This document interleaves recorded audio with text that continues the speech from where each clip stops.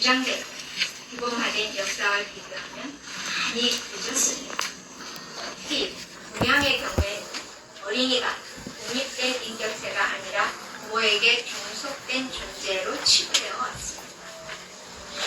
게다가 하나를 중시하는 우리 문화, 피는 물보다 진하다는 혈연 중심의 사고가 깊이 뿌리를 내린 대한민국에 사는 국내 유형이 매우 이런 동향은 지금 그렇게 달라지지 않았습니다. Can you send it like a text? 6.25 전쟁을 Yummy Instagram is live streaming right 세계 now. 최빈국으로 추락한 대한민국은 경제적 문제에서도 해외 입양을 적극 추진하게 되었습니다. 적극이라는 단어는 빨리빨리 문화와 결합이 되어 입법의 미비와 졸속 행정을 많이 지켜왔습니다. 심지어 우리가 잘 살게 된 1990년대까지 해외 입양은 이어졌고 그 피해는 고스란히 입양된 어린이들의 몫으로 남았습니다. 제가 기자 시절에 취재하며 분노했던 내용들이 크게 개선되거나 달라지지 않고 오늘 이 자리에서도 거의 대동소이한 내용을 발표해야 한다는 사실에 저는 자괴감이 듭니다. 참으로 부끄러운 우리의 민낯입니다. 해외 입양아 14만여 명 가운데 미국, 프랑스, 덴마크, 스웨덴, 노르웨이, 네덜란드, 벨기에, 독일, 호주, 캐나다, 룩셈부르크 11개국에서 모두 397분이 우리 위원회에 진실 규명을 요청해 오셨습니다. 워낙 방대한 사건이어서 오늘은 그 가운데 쉬운 6건만 발표하게 되었음을 양해해 주시기 바랍니다. 나머지 300여 건도 5월 이전까지 순차적으로 발표를 할 예정입니다.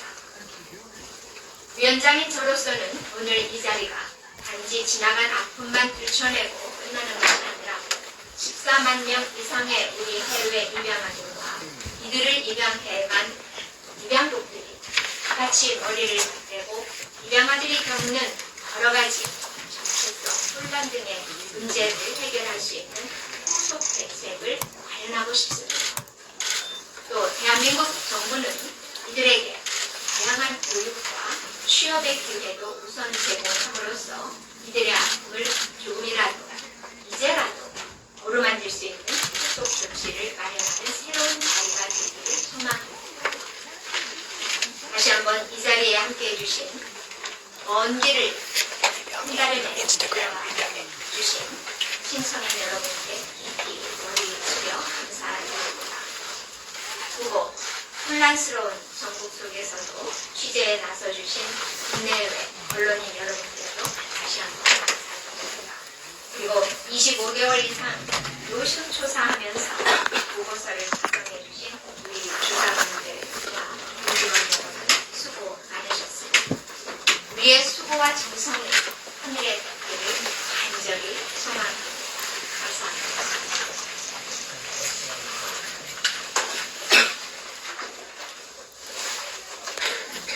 다음은 해외 입양 과정 인권 침해 사건의 진실규명 대상자이신 피터 밀러님과 한분영님의 발언이 있겠습니다.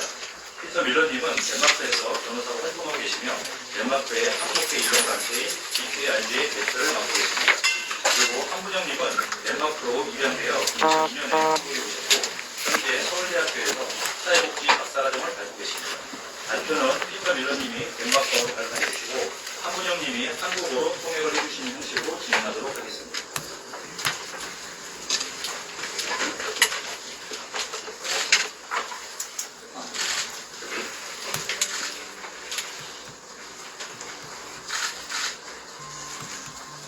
My name is Theodore. I'm Danish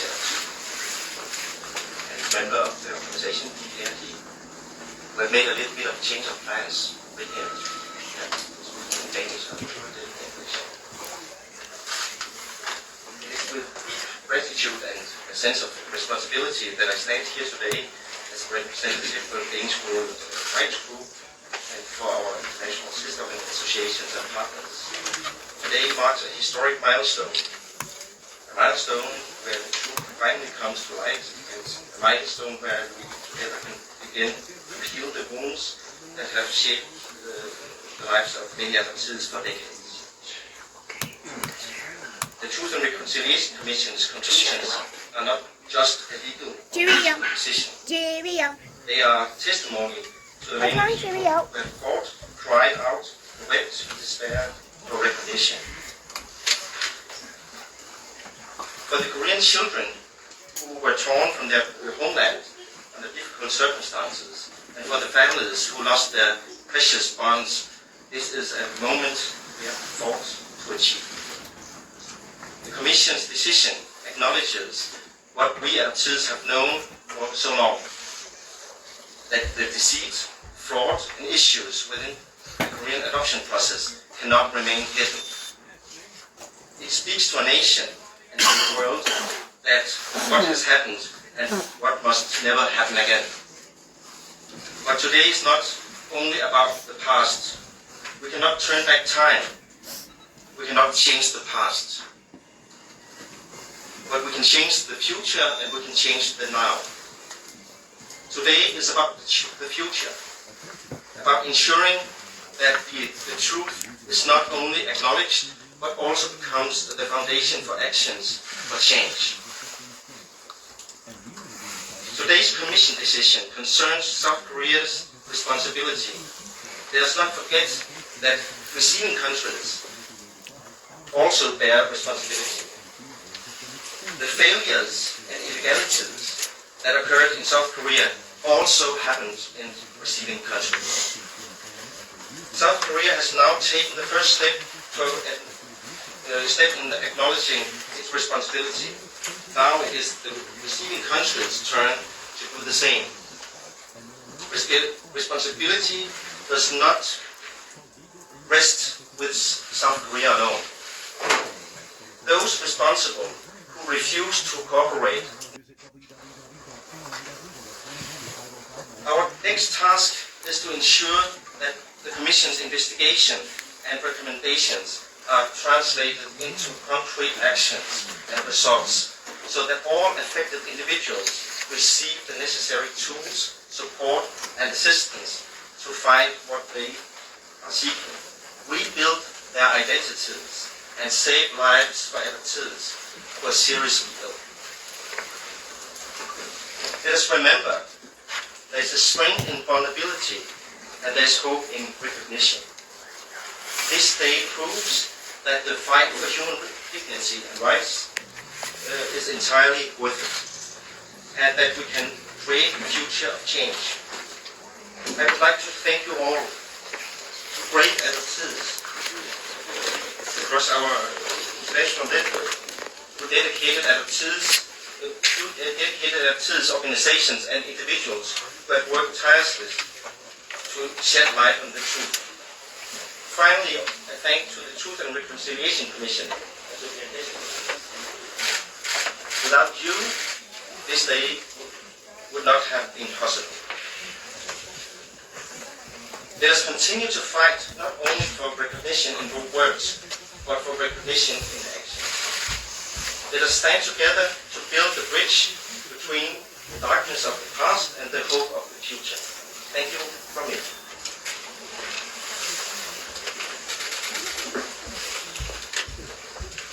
안녕하세요. 저 DKID 공동대표 한분영입니다. 해외 언론도 많이 왔으니까 지금부터 영어로 하겠습니다.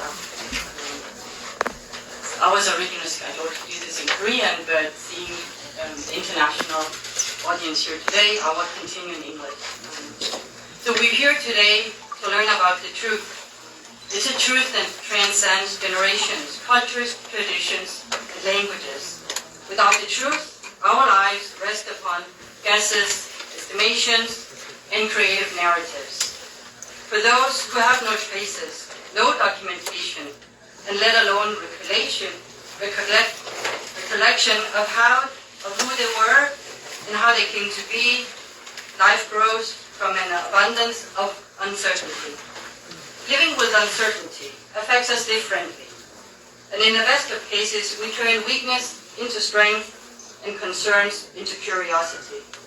I'm proud to be here today as one of the almost 400 adoptees for whom our curiosity led us to ask the TRC for a fact-finding investigation. But I also stand here today with great concerns over the vast number of cases that remain unresolved. The more than 300 cases that have been under investigation for 2 years and 7 months, but yet we are kept in uncertainty. We recognize the importance of the Truth and Reconciliation Commission. It is indeed a unique and very impressive body.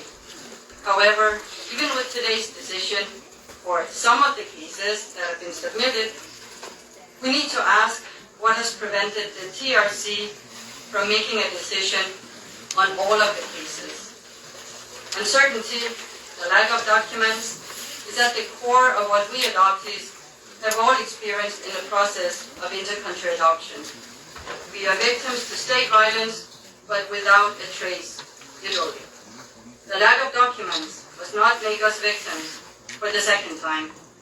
We urge the Commission to fully recognize the state's responsibility for all human rights violations taking place during the inter-country adoption process.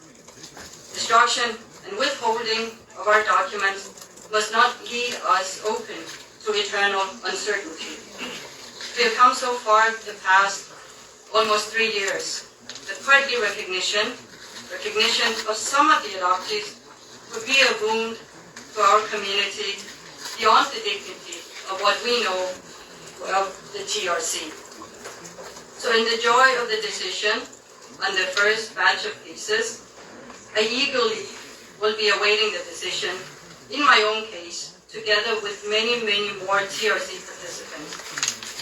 So let today be the beginning for not just some adoptees, but for all adoptees of families here in Korea and abroad to begin a journey towards reconciliation.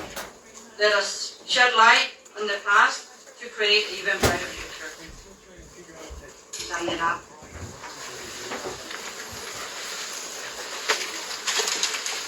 저희가 안내는 피터 밀러님이 말씀해 주시면 통역해드리는 거라고 안내를 했는데 아마 본인 발표가 작기 때문에 내용은 저희가 취합되는 대로 공부를 해드리도록 하겠습니다.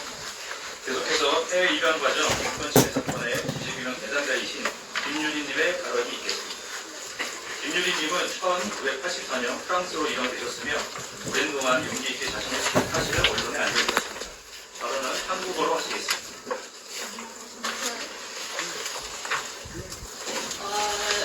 다들 공고를 받으셨나요?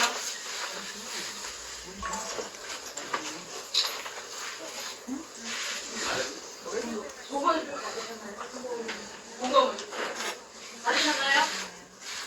네, 시간이 짧으니까 빨리 하도록 하겠습니다. 공고 2번 입양인의 시민권이 취득했는지 여부를 확인하기 위한 조사 및 후속 조치. 이는 미국 국적이 없는 입양인들에 대한 공고입니다. 미국 시민권이 없는 입양인의 추방을 가능한 이유는 한국 외교부가 이들의 추방자 대상 입양인들에게 여권을 발급하기 때문입니다. 한국 대사관과 영사관은 추방을 위한 여권 발급을 거부해야 합니다. 그리고 한국 외교관들은 미국 시민권이 없는 약 2만 명이 한국 입양인의 운명에 대한 미국 행정부와 진지한 논의를 시작해야 합니다. 공고 3번 위조된 개인정보 피해자를 위한 지원 조치. 1970년대 입양된 입양인에게 애초로부터 존재하지 않았던 서류들을 다시 조작하기 위해 전직 민간 입양 기관들이 다시 지금까지 돌고 있는 입양 기관으로 돌아와서 그 입양 배경을 소설처럼 다시 써달라는 말입니까? 저의 입양은 배경이 모든 것이 거짓말입니다. 저는 서울시립 아동사랑소에서 입양 선언을 받아본 적도 없습니다. 저는 불량아가 아닙니다. 저는 임시로 고아원에 어머니의 의뢰로 맡겼고 어머니가 입양 동의서 써주신 적 없습니다. 저는 지난 39년 동안 기아인 줄 알고 살아왔습니다. 입양 정보 시스템의 개선, 입양 정보 시스템 개선은 입양을 원하는 사람들에게 해당이 되는 것 같고요. 1955년에 공식적으로 시작되어 2012년에 종료된 한국 대리 입양을 비난했어야 합니다. 이 모델은 한국 아동들에게 매우 위험하고 로또처럼 작동했던 일입니다. 1980년대 3,000 달러를 지불할 수 있는 누구에게도 아동들을 제공해주는 사람들이 누구입니까? 1970년에는 더 작은 금액으로 한국 아동을 구매할 수 있었습니다. 프랑스에서는 심지어 프랑스와 미테랑 임기에 따라 입양인이 승인되면 가족수당 기금으로 모든 입양인에게 출생 날짜로부터 바탕으로 현재 나이까지 아이에게 받아야 할 금액 전액을 통째로 지불했습니다. 양부분들에게. 5번 입양인의 가족 재결합을 위한 실질적인 지원. 오늘까지도 한국 정부는 모든 입양인들에게 부모에 대한 정보를 가지고 있는 그들에게 DNA 검사를 할 수 없도록 금지하고 있습니다. 모든 입양인들은 DNA 검사를 받을 권리가 있어야 합니다. 왜냐하면 제가 가족 세비를 하면서 한 별개하신 서류를 본 적이 있는데요. 그거는 모든 가족분들의 호적을 가지고 있었어요. 그리고 은산 면인가 거기서 스탬프 같은 거 모든 게 완벽했어, 서류가. 근데 이분이 2006년부터 가족 식기를 하고 있는데 주민등록도 가지고 있는데 찾을 수 없다. 2026년인데 만약에 이 파일들이 조작된 거짓말이라면 만약에 그래서 한 경찰관을 통해서 입양인의 가족분들의 주민등록번호를 확인했습니다. 존재하지 않는 분들입니다. 그리고 이 입양인의 주민등록번호는 2008년에 미국으로 이민 가신 여자분의 주민등록번호입니다. 그리고 이 모든 입양인들에게 DNA 테스트 받을 권리를 주고 그거에 따라 한국에 살고 계시는 모든 어른들 65세 이상 이신 어른들을 대상으로 보건부는 전국적인 DNA 검사 캠페인을 개최해야 합니다. 공고 6번 국제입양에 관한 해외 협약 신고한 기준. 해외 입양은 해외 입양을 발견하지 않습니다. 프랑스는 1994년에 기준을 하고 있지만 이 시장에 해외 입양이라는 민간 시장의 수익을 억제하거나 이 협약은 해외 입양을 막지 못하고 있습니다. 한국 아동 입양 경우 2025년 가격이 얼마인 줄 아세요? 6만 달러입니다. 이 수수료 해외 잘 사는 나라에서 그 양부모들이 지불하자는 수수료, 이 수수료 때문에 시장이 돌고 있는 이유예요. 쉽게 말하면 해외 입양은 아직도 돌고 있는 해외 입양 시장을 개선할 수 있는 만병통 치약이 아닙니다. 7번 입양 기관들이 입양인의 권리를 회복하기 위해 노력. 2025년에도 어느 나라에서도 공식적으로 입양인의 권리라는 합법적으로는 보장하는 국가가 없습니다. 그렇다면 폴터 같은 국가가 만들어준 괴물 같은 일반기관이 입양인의 권리를 창출하는 것으로 기대하십니까? 아니면 존재하지 않는 권리를 개선할 수 있을까요? 2022년 9월 UN 공동선언의 중요한 점을 권고한 휴가에 주십시오. 국가입양은 반대의 인도적 범죄입니다. 국가입양은 피해자들은 무료 입양 트라우마 치료를 제공하고 피해자들은 국가의 폭력 피해자들로 인정을 해주셔야 하시고 피해자들은 소송 분쟁 없이 한국 정부와 입양기관으로부터 보상을 받아야 합니다. UN 강제 실종위원회 CED 모든 사람을 강제 실종으로부터 보호하기 위한 협약. 한국은 2023년 1월 4일부터 이 협약을 기준하고 있으니 해외 입양으로부터 강제 실종을 당한 미아 아동들, 저 같은 경우 시설을 임시에 맡겼다가 부모들 몰래 해외로 풀려간 사람들을 위해 강제 실대 당한 입양인들에게 강제 실종 피해자들로 인정해 주시길 부탁드립니다. 이 자리에서 가장 먼저 제 가슴에 드는 친구 B라고 부르겠습니다. B는 1974년 홀트를 통해서 프랑스에 5개월 때 입양됐습니다. 대학에서 B를 만났습니다. 아주 바로 친구가 됐습니다. 그녀가 사는 작은 아파트에 가서 커피를 마시고 있습니다. 저한테 산더미처럼 쌓인 한 소송 결과 문을 꺼냈습니다. B는 5개월부터 10살 때까지 양아버지로부터 강간을 당했습니다. 16살 때 B는 양부를 고발하고 양부는 모든 강간을 인정했습니다.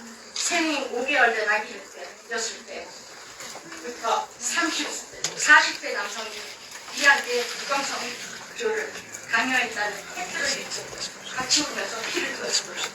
존경하는 진화의 주사관님들, 건강하는 진화의 의원님들, 용기를 내어 한국들이 입양에 대한 유명사에 대해 다시 한번 생각해보시고 간절히 부탁드립니다. 마지막으로 70년대와 80년대 프랑스 시골로 입양되어 완전히 거길 끝으로 자살한 한국 오빠들을, 청소년들, 인문문화 가축, 유일한 전망을 가진 한국의 10년 청년들에게 이 순간을 바치고 싶습니다. 입양되어 민간에서 소리나 뇌지를 극하면서 머슴살이 하다가 프랑스 국가에서 로트강달 아비오에서 적어도 해마다 한 번, 두 번 청소년 한국 부산이 자살하는 소식을 들을 때마다 많이 울었습니다. 모국에서 많이 떨어져 한국에서 홀로 14살, 15살 목을 내야 그 꽃다운 나이에 생을 혼자 맞아했다는 일을 잊어버릴 수가 없는 일입니다. 그들은 아마도 적응할 수 없도록 더 이상 한국에서 살아남을 힘이 없었고 미래가 보이지 않는 삶을 버티다가 이 맹정한 한국에서 이 맹정한 한국 사람들이 그들을 바라보는 시선, 대한 편견을 이겨낼 수 없어서 하나님께로 생각으로 신앙하게 선택한 자살로 마감한 것으로 생각합니다. 저는 항상 프랑스 빙강시골에서 너무나 일찍 자살한 한국 오빠들에 대한 은혜와 책임감을 느끼면서 살아왔습니다. 왜냐하면 저는 모든 어려움에도 불구하고 프랑스에서 살아남기 남아있기 때문입니다. 존경하는 진앙 주사관님들, 존경하는 진앙의 의원님들, 지금까지 공고 상황이 너그럽게 공평하게 다시 검토해 주시길 바랍니다. 11살 나이에 실종되어 소아상해자의 소아자한테 입양이 되어 사람 입장에서는 공고들이 너무나 실망스럽습니다. 제 입양은 범죄입니다. 저는 한국 정부와 민간입양기관이 희애롭게 한국 해외 입양 사업이라고 부르는 것을 비난하고 이거 아마도 유튜브에서 가장 많이 모욕을 받은 입양일 겁니다. 한국 국가와 민간 입양 기관들이 날아다니고 한국 불법 피해자들은 기어다니고 언제까지 우리들은 기어다녀야 합니까? 이 수치스러운 상황을 끝내주시길 바랍니다. 한국에서 멀리 떨어진 타국에서 목숨을 끊으신 또는 입양인의 끊으신 모든 입양인들의 이름으로 해외 입양으로 트라우마를 여전히 고통받고 있는 모든 입양인들의 이름으로 여러분들의 공고를 다시 검토하시고 이 해외 입양 사업이 만든 피해자들이 평생 안고 가야 하는 트라우마를 다시 평가해 주시고 강화된 공고들을 다시 만들어 주시기 기원합니다. 가장 원칙적인 것들은 눈으로 보이지 않습니다. 마음으로만 분명히 볼 수 있습니다. 부탁드립니다. 부탁드립니다. 공고들을 하지 말십시오. 부탁드립니다. 이건 다 필요 없습니다. 제발.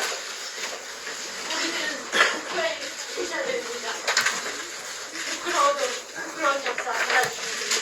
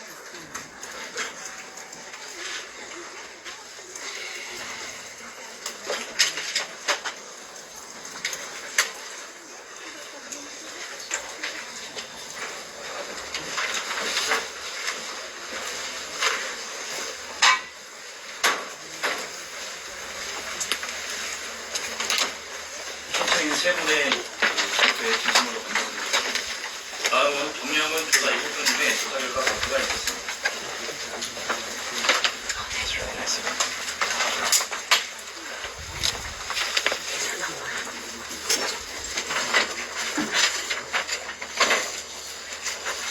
안녕하십니까. 대의장 꿀침 담당자 조사 결과입니다.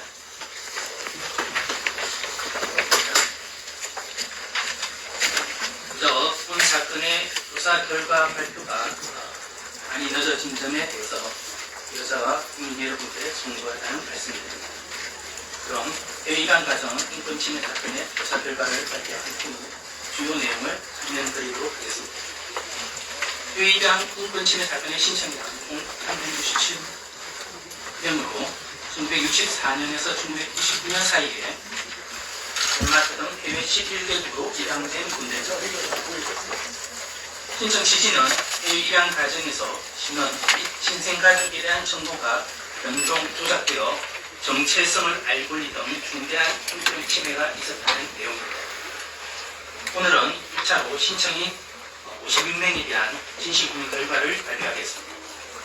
저희 위원회는 해외 입양 과정에서의 국가 인권력에 의한 중대한 인권침해 사실을 다음과 같이 확인하였습니다.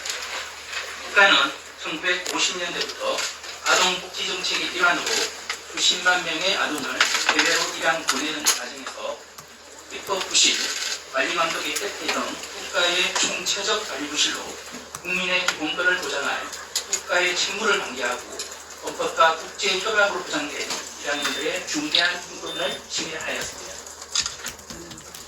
정부는 입법에 부실함이 지적되었음에도 적절한 입법 개선을 하거나 제도적 보완 장치를 마련하지 않아 해외 입양의 이해 당사자인 입양 알선기관이 아동의 입양 동의권을 가지는 상황을 야기하였고 입양 알선기관이 오랫동안 입양 관련 법과 규정, 지침을 위반해 왔음에도 관리 감독을 획득하였으며 해외 이주 허가 심사나 재외 국민 보호를 적정하게 이행하지 않았습니다.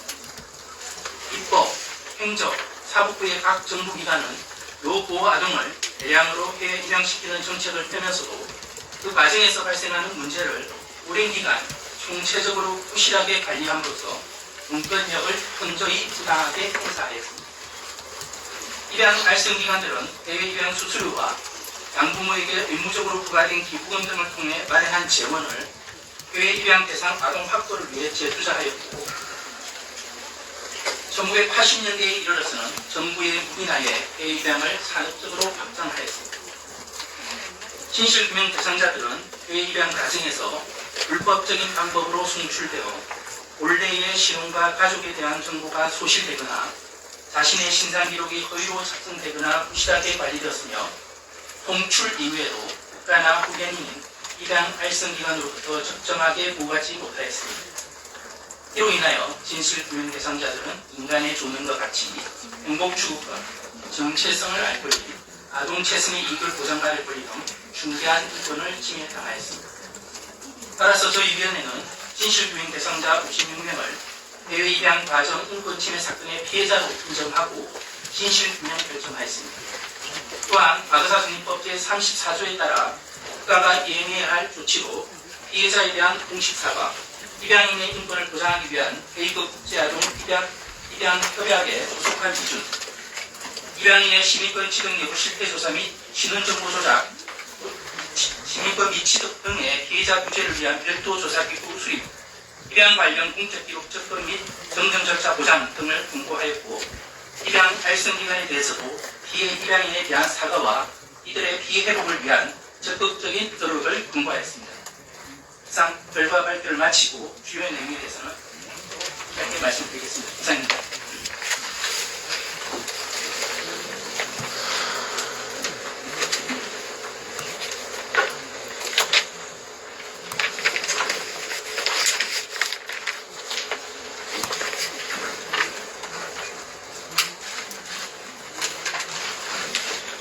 It's the head of investigation.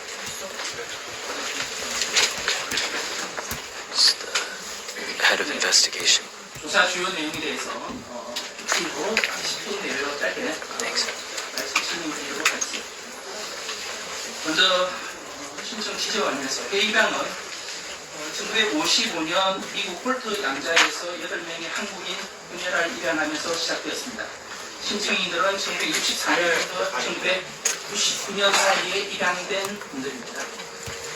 신청 취지는 조금 전에 말씀드렸듯이 해외 입양 과정에서 부모 및 친생 가족들의 신원이 연동 조작되어 정체성을 알고 있는 중대한 위헌을 침해당했다는 내용입니다. 저희 조사는 국내 4대 입양 말씀기관 국가기록원에 등에서 관련 자료를 수집하였고 해외 입양 관련 담당 공무원, 입양 말씀기관 및 복지시설 직원, 신청인 친생 가족 등에 대해서 진술조사를 실시하였고 2023년에는 덴마크 현지 출장조사도 하였습니다. 입양인들의 특별 분포입니다. 1955년부터 1999년까지 한국에서 해외로 입양된 아동수는 총 14만 1,778명이고 이 중 65.6%가 미국으로 입양되었습니다. 반면 우리 위원회에 조사 신청한 입양인 총 367명 중 61.9%에 달하는 227명이 덴마크 입양입니다. 따라서 이번 조사는 신청인을 대상으로 이루어졌기 때문에 덴마크 등 북부 유럽 사례가 중심이 될 수밖에 없었습니다. 조사 결과 요약입니다.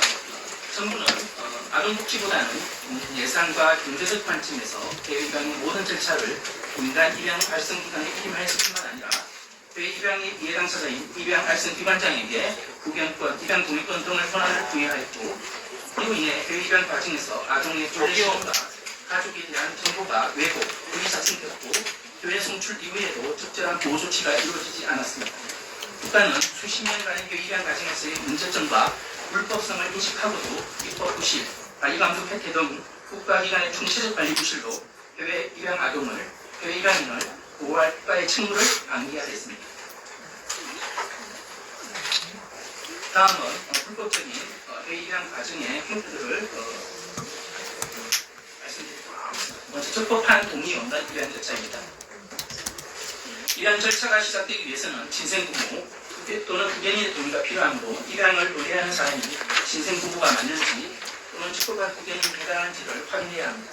그러나 실제로는 이를 입증할 서류도 없이 오직 내가 친모다 또는 내가 후견인이다라는 일반적인 주장이 담긴 입양 승낙서만으로 입양 절차가 시작됐습니다. 왼쪽 그림은 친모의 입양 승낙서인데 홀트 아동복지에는 이 사람의 신원이나 친자관계를 증빙하는 서류를 받지 않고 단 한 번의 면담으로 아동을 거주했습니다.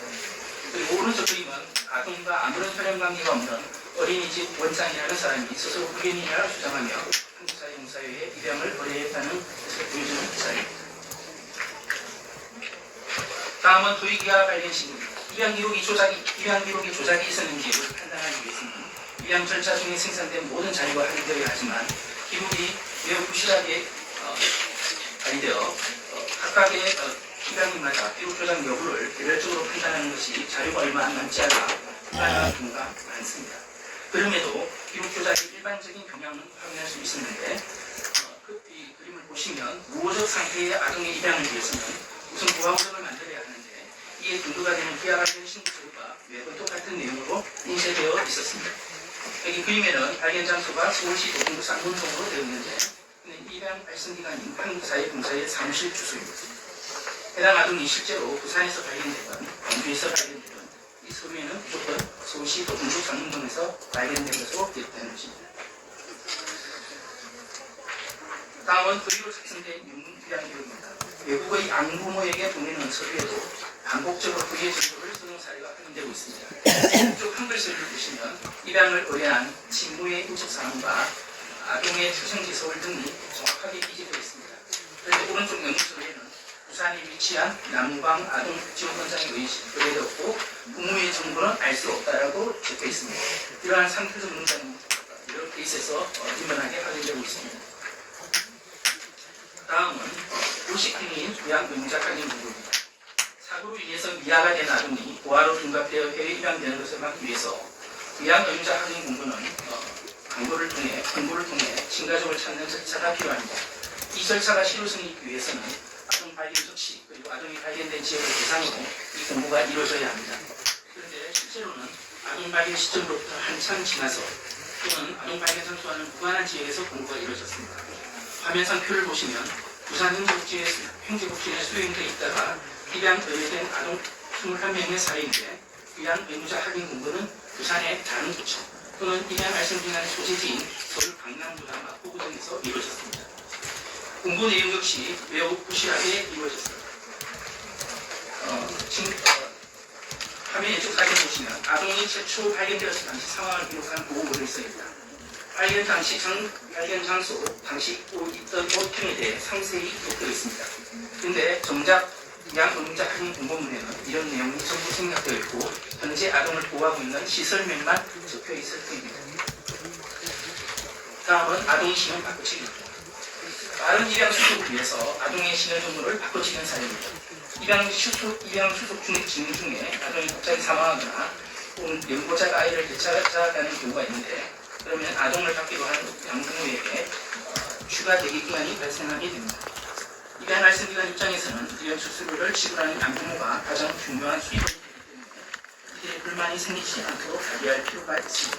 그래서 입양 알선기관은 어떤 아동이 입양 수속 진행 중에 사망하거나 또는 연고자 인수로 입양이 중단되었다면 새로 인수된 아동의 입양 수속을 처음부터 다시 시작하는 것이 아니라 기존 아동의 신원으로 바꿔서 예정된 일정대로 양부모에게 아동을 인도했던 것입니다. 화면 자료를 보시면 권모 아동은 1977년 3월 14일에 입양 알선기관에 접수됐습니다.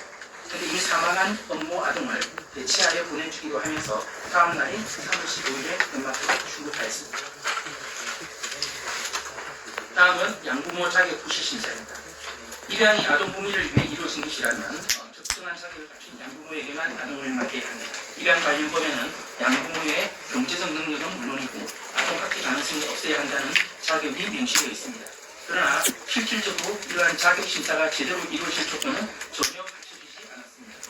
양부모 자격 심사는 입양 수속의 가장 마지막 단계인 보건사에 비해 해외 이주 허가 단계에서 이루어지는데 해외 이주 허가 심사의 81.9%인 6,599건을 신청 당일에 처리하였고 신청 다음날 처리건도 16.1%인 1,279건에 달했습니다.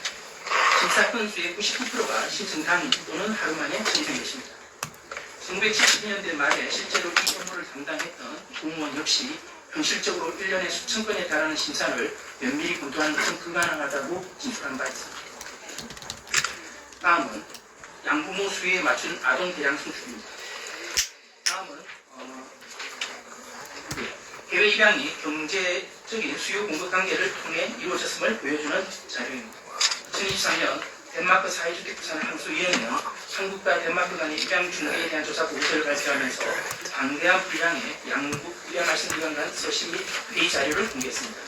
화면 자료는 덴마크 어답션 센터와 한국사회공사회 간의 논의 기록입니다. 1971년에는 매달 15명의 아동을 보내주겠다.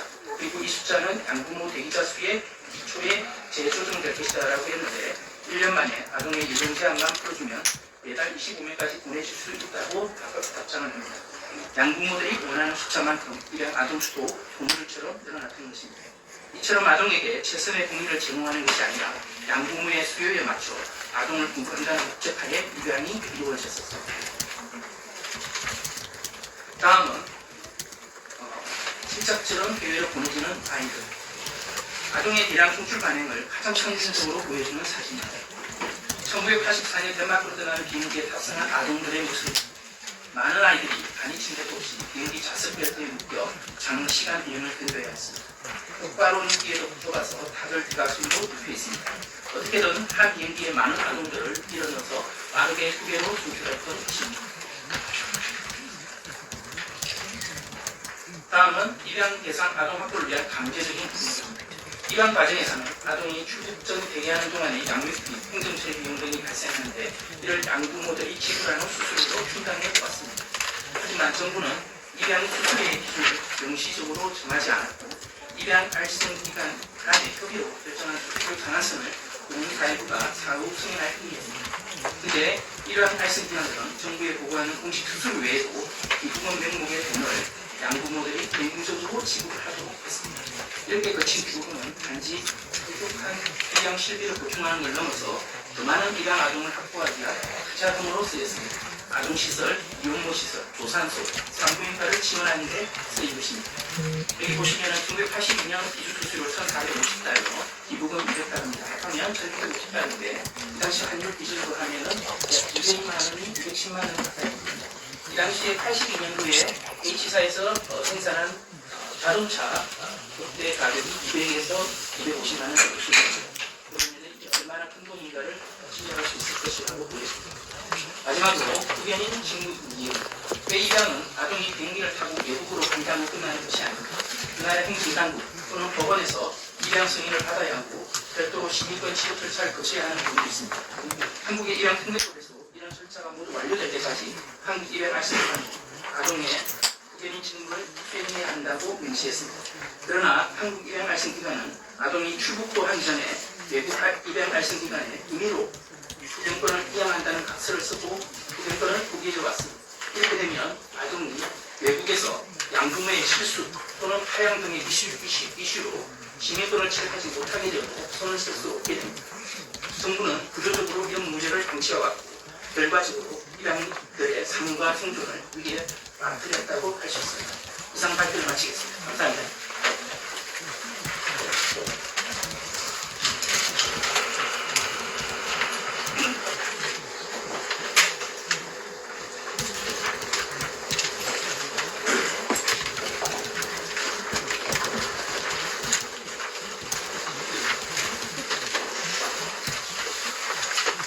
다음은 질문과 답변의 순서입니다.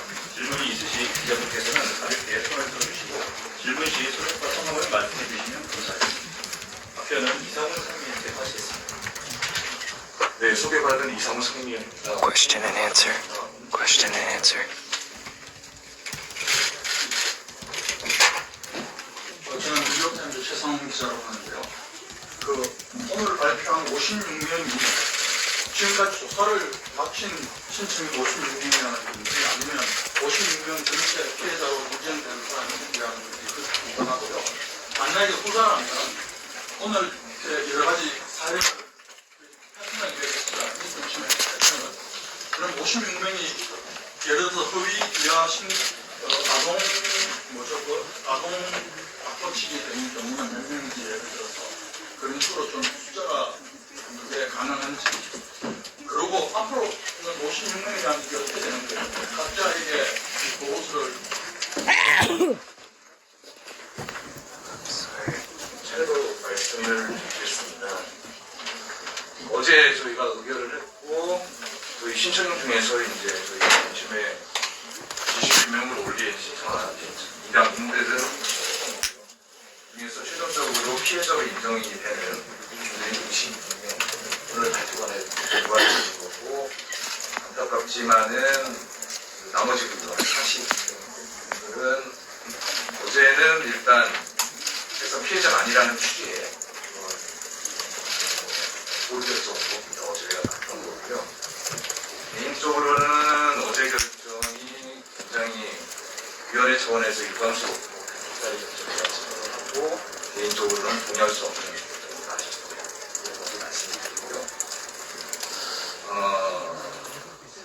보시면 지금 보시면은 이게 개별적인 피해 사례가 이제 기자님들은 좀 주목을 하시는데 막상 조사를 담당했던 저나 이제 부장님이나 과장님들 사람들의 입장은 거의 총체적인 부실이라는 건 추상적인 단어로 설명할 수 없는 그런 구체적인 문제를 좀 바라봐야 된다는 거예요. 왜냐하면은 말씀드렸듯이 해외 입양 전체의 주도권을 하는 기자가 해외 입양관에 대해서 받겠습니다. 그리고 그쪽에서 알아서 하도록 하거든요. 그러면 지금 긍정적으로 안 가겠습니다. 안 하니까 그런 경우 어떤 일이 발생하냐. 해외 입양 알선기관으로서는 그리고 입양 부모로부터 받는 어떤 기부금이나 다른 어떤 지원, 외부의 지원금에 의존할 수밖에 없게 되고요.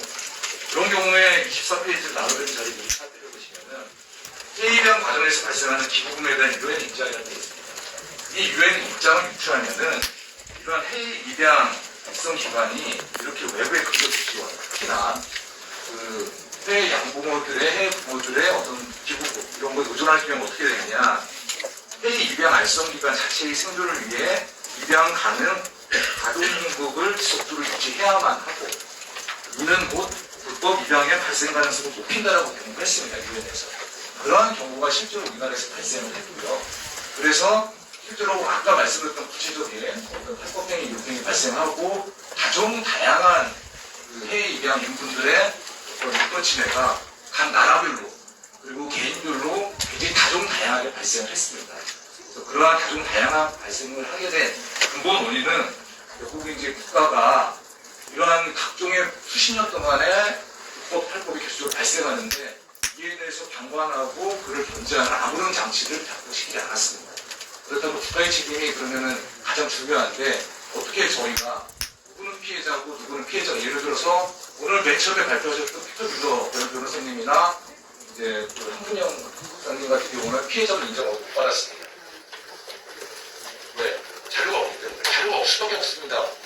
지금 봤듯이 기아 발견 조서에 발견 조서가 만약에 타이틀로 활자가 돼 있어요. 근데 그 과정에서 어떻게 이분이 친모가 있는지 문제를 발표를 합니까? 그러니까 그런 자료에서 구분하는 거는 저희 조사관님들이나 저나 국장님 같은 경우는 너무나 무의미하고 저희가 특히나 이 과거에 해를 한다는 위원회가 피해를 감별하고 그 피해 등급을 매긴다는 것이 말이 되냐. 전체 피해자를 올리자고 저희는 다 올렸고요. 앞으로도 올릴 겁니다. 그렇지만은 안타깝게도 어제는 한 절반에 가까운 40명에 대해